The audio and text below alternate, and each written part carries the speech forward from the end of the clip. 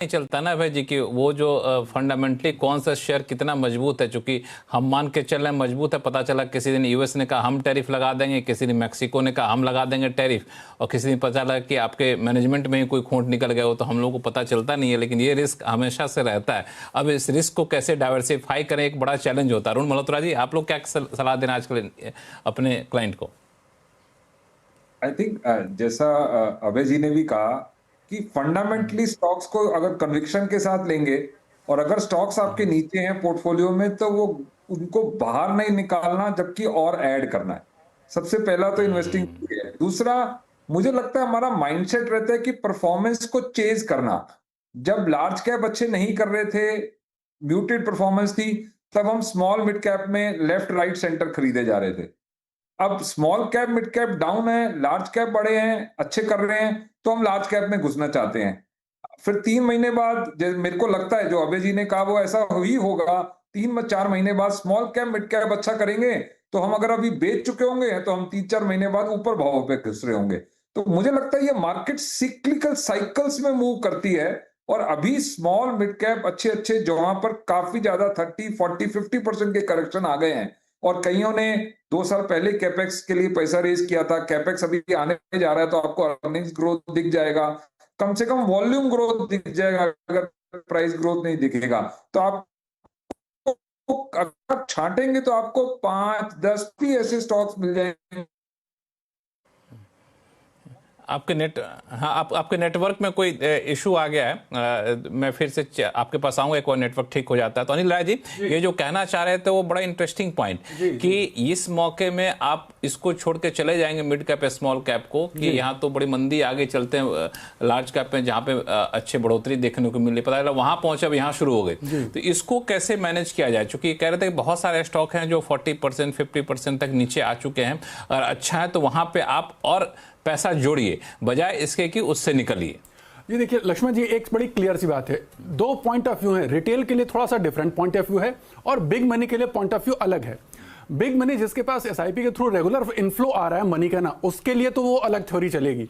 लेकिन अगर मैं रिटेल की बात करूं, चूंकि मैं रिटेल की ज्यादा बात करना पसंद करूंगा यहां पे, तो वहां पर वो उनके फंसने का सबसे बड़ा जो कारण है ना लक्ष्मण जी, वो होता है एक सेक्टर की थीमेटिक थीम को वो ट्रैक करते हैं। जैसे उन्होंने पिछला, अगर मैं एग्जांपल दूं तो रेलवे में दौड़ आई, तो वो रेलवे में सब लोग घुस गए फोमो के चलते हुए और एकदम टॉप में जाके फंस गए। अब वहां से रेलवेज के शेयर जो है या पीएसयू के शेयर अगर आप देखें तो 40-50% डाउन पड़े हुए हैं। रिटेल की ये टिपिकल जो हैबिट है कि जो शेयर बहुत टॉप पे चला जाता है वहां पर जाकर जो वो क्राउड में पार्टिसिपेट करते हैं, वही उनके लिए खतरनाक है।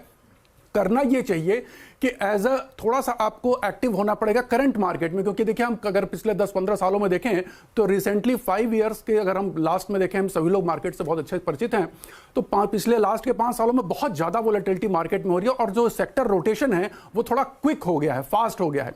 पहले सेक्टर्स की रोटेशन थोड़ी लंबे समय तक चला करती थी, लेकिन अब तो हर 3-6 महीने में सेक्टर अलग अलग सेक्टर डिफरेंट लीड कर रहे हैं। तो इस चीज को ध्यान देना चाहिए मुझे लग रहा है रिटेलर्स को, और उसी सेक्टर्स में अपना निवेश करना चाहिए जहां पर लीडिंग सेक्टर्स हों, और साथ में समय पे उनको निकलना नहीं आता। मैं अक्सर एक प्रॉब्लम देखता हूं रिटेलर्स की कि वो खरीद तो लेते हैं सब कुछ देख समझ के, लेकिन कब बेचना है ये वो बहुत गड़बड़ी कर जाते हैं कि कब हमको उस सेक्टर से या उस शेयर से निकल जाना चाहिए। थोड़ा इसका ध्यान रखना चाहिए मेरे ख्याल से, तो जो इनकी समस्या है कि पोर्टफोलियो बड़े डीप रेड में हो रखे हैं वो कम हो जाएगी। हालांकि होता क्या है कि हमने कोई XYZ कोई शेयर लिया, अब वो XYZ शेयर आपके या किन्हीं के कहने पे लिया और शेयर ऊपर चढ़ गया। जब वो मान ले 50% 60% या 2 गुना तक हो जाता है, तो अरे भाई तो 6 महीने में या फिर 2 साल में तो 200 टाइम्स हो गया, अब तो रखते हैं, हो सकता है अगले 2 साल में और 4 गुना बढ़ जाए, तो इस उम्मीद में रखते हैं, पता चला 2 साल में नीचे उतर के चला जाता है, सारी गेन खत्म हो जाती है, सारी गेन यहाँ पे खत्म हो जाती है। लेकिन ऐसे में अनिल जी एक सजेशन और दीजिए कि मान लिया जाए किसी ने चढ़ते हुए सूरज को सलाम किया, और जब सलाम किया उस टाइम से ही ढलना शुरू हो चुका है, जैसे रेलवे का आपने एग्जांपल दिया, तो अभी उसके लिए क्या ऑप्शन है? क्योंकि एक समय था जब एफआईज आपको इस मिड कैप स्मॉल कैप में भी जमकर पैसा लगा रहे थे, लेकिन अब जो है वहां नहीं लगा रहे हैं वो लोग, तो वापस से वही रैली तभी आएगी जब एफआईज इन सेक्टर में लौट करके आएंगे। एकदम आएगी। और देखिए यहां पर जो है थोड़ा सा मैंने कहा ना, सेक्टर रोटेशन थ्योरी जो है मेरे ख्याल से हमारे मार्केट के लिए स्पेशली रिटेल पार्टिसिपेंट्स के लिए बहुत नई है।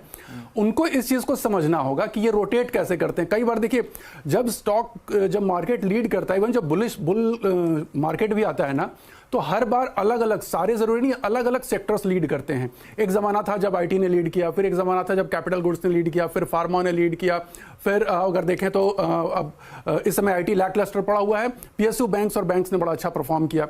तो ये रोटेशन, डिफेंस ने बड़ा अच्छा किया, लेकिन अब डिफेंस थोड़ा सा ढीला पड़ रहा है। तो ये जो है इसको समझना बड़ा आवश्यक है, और उसका तरीका यही है आपके लिए कि आप अगर आप टॉप में कहीं ने आपने खरीदा, कि मतलब चढ़ते हुए सूरज में आपने खरीद लिया, तो एक शुरू में स्टॉप लॉस का कॉन्सेप्ट रखें। और जैसे हम कहते हैं ट्रेंड लाइन, अगर ट्रेंड लाइन, कोई भी टेक्निकल भाषा में कहते हैं कि अगर ट्रेंड लाइन ब्रीच होती है ना, तो अवॉइड करें, उसमें फर्दर एंट्री बनाए और धीरे धीरे एंट्री बनाए, जैसे जैसे प्रॉफिट होता जाए वैसे वैसे बनाए। तो जैसे अगर आपको छोटे से अमाउंट में अगर लॉस होने लगा, तो उसमें दोबारा ऐड करने की आवश्यकता नहीं है। आपको उसी जो मैं करें, जहां खरीदने के बाद आपको प्रॉफिट दिख रहा है और वो बढ़ता जा रहा है, वहीं पर और ऐड करते जाए, यानी पिरामिड अप करें, उसको एवरेज डाउन ना करें। ये सलाह मैं हमेशा दूंगा, एवरेज डाउन ना करें, पिरामिड को अप करें। अभय अग्रवाल साहब, ये इस पे आपने कोई स्टडी किया है क्या कि जो एफआईज इससे निकलते जा रहे हैं, अब तक नहीं आए, आ भी रहे हैं तो लार्ज कैप में सिलेक्टिवली जा रहे हैं, यहां पर आएंगे, इसकी संभावना कितनी आपको दिख रही है, और किस पोजीशन पे आएंगे? पोजीशन से मतलब किस हालात में?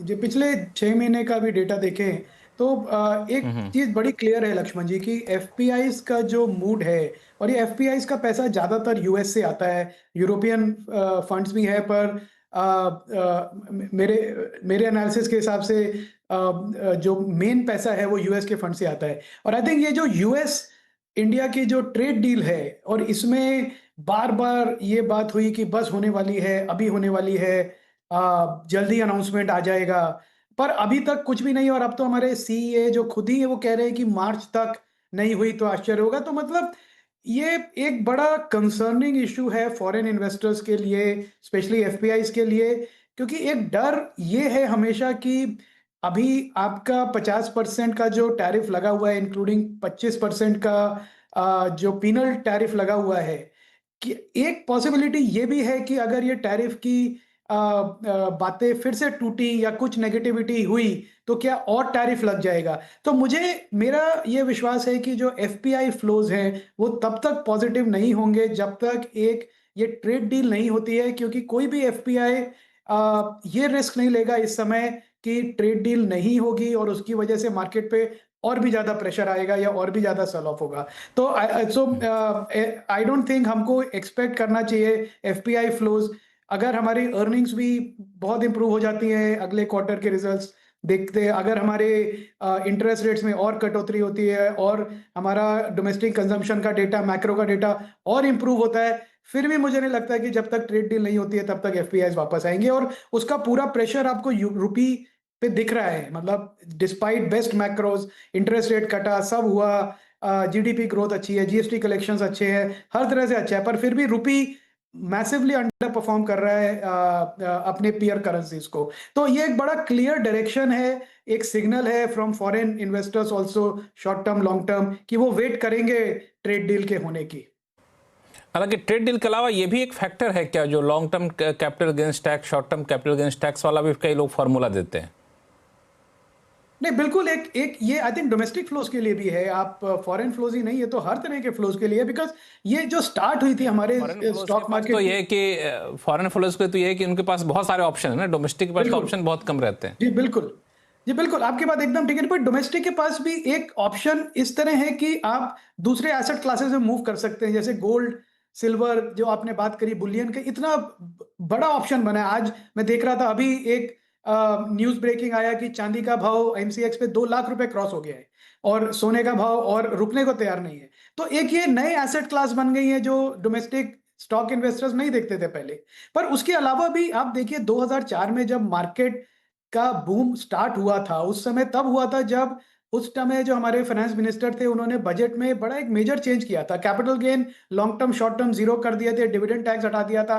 तो उसके बाद स्टॉक मार्केट में एक जबरदस्त बूम आया, और फिर जब उस बूम, तब वो एंड होना शुरू हुआ जब धीरे धीरे सरकार ने कैपिटल गेन्स टैक्स को बढ़ाना शुरू किया, एसटीटी लगाना शुरू किया। उनको लगा कि ये स्टॉक मार्केट तो ऐसी चीज है कि जहां पे सब पैसा बना रहे हैं, तो सबसे लेते जाओ टैक्स लगा के हर हाल में, चाहे उसका पैसा बन रहा या नहीं बन रहा, पर आप एसटीटी तो ले जाओ हर ट्रेड पे। तो आई थिंक ये जो एक सिचुएशन है कि स्टॉक मार्केट को rather than looking at it as a very efficient means of transferring capital from household savers to industry, सरकार उसको एक टैक्स मैक्सिमाइज करने का जरिया देख रही है। तो आई थिंक ये सोच थोड़ी गलत है।